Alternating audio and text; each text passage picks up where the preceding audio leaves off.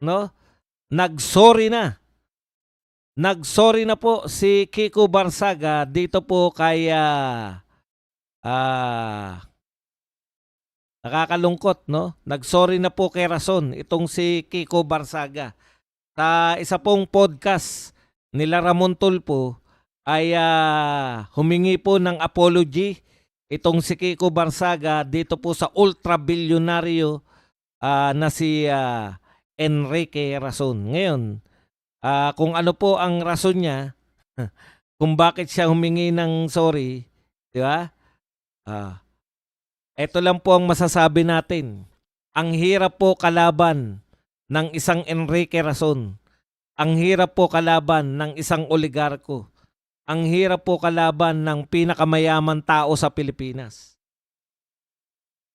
Susuko ka talaga eh. Kung hindi rin lang Duterte ang apelyido mo, hindi ko po pinangangatwiranan. Ano man po ang dahilan ni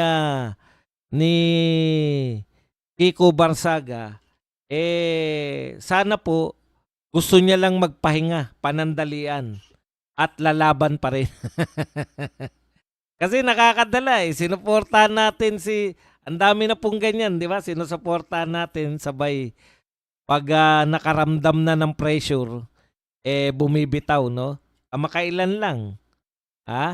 Kamakailan lang po ay matindi po yung suportang ibinigay natin. Dito po kay, hindi ko po, ako personally, hindi ko po,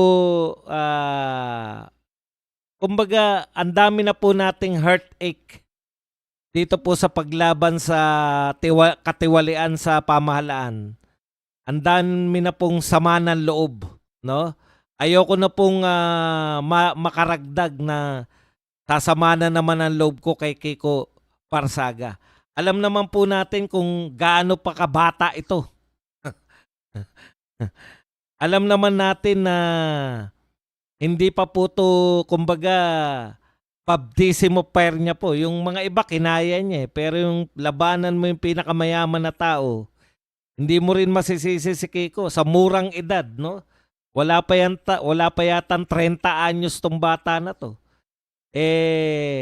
Ganyan kagad kabigat ang kanyang siguro sa susunod medyo pag-iisipan.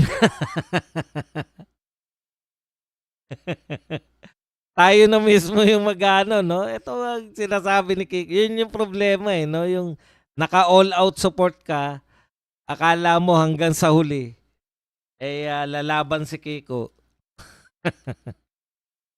Yung pala, na Anjo Iliana tayo. Di ba kamakailan lang? Si Anjo, akala mo, ibubulgar kita, Tito Sen. Sasabihin ko kung sino yung kabetchin mo dyan sa Itbulaga. Ganun eh. Tayo naman, sabik na sabik. Sige na, ibulgar mo na yan. Ibulgar mo na yung tutasin na yan. Alam mo talaga eh. Alam mo talaga palaban. Sabay sinabi ni Anjo Iliana na, ano yung sinabi ni Anjo Iliana? Nawalan talaga na ako ng gana kay Anjo. Pero iba kasi ito eh. Iba kasi yung laban kay Rason eh. Talagang susukuan mo siguro. Hindi po natin siya, no?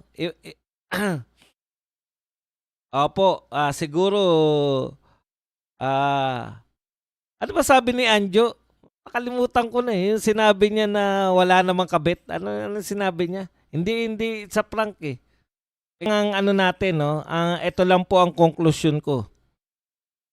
Bluff lang daw siya. Yung ba sinabi ni Anjo? Okay, ito lang po ang naging conclusion ko dito. Talagang mahirap po talaga kalaban yung no? Yung buong gobyerno at saka yung buong oligarko. Isang apelyido lang po talaga yung matatag na bluff. Nag-bluff lang siya. Kaya ang hirap din no? Ang hirap din ngayon nag-sorry naman kasi sabi ko nga kung may ebidensya siya na nanuhol talaga si Rason, bakit siya magsosorry? Ay nako. Pressure talaga.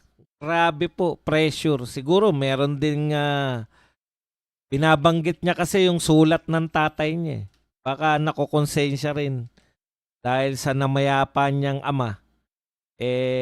Sinabi niya na wala naman daw intention si Rason katulad ng sinasabi niya. Hindi natin alam mga kapatid, no, kung ano ang tumatakbo sa murang isipan ni Kiko Barsaga, pero ganun pa man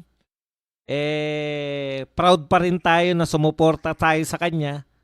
Pero sa mga susunod medyo sasalain na rin.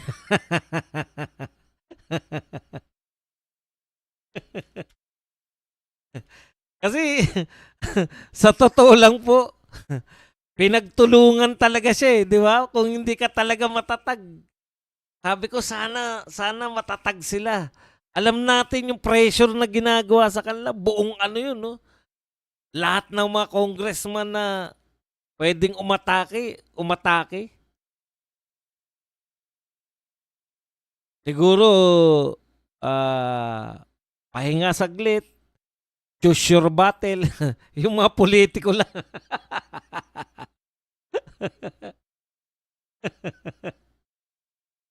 Pero salamat pa rin na Kiko sa magandang laban kasi kahit papano lumabang ka naman talaga eh. Talaga namang sinakripisyo mo nga yung pagiging congressman mo eh.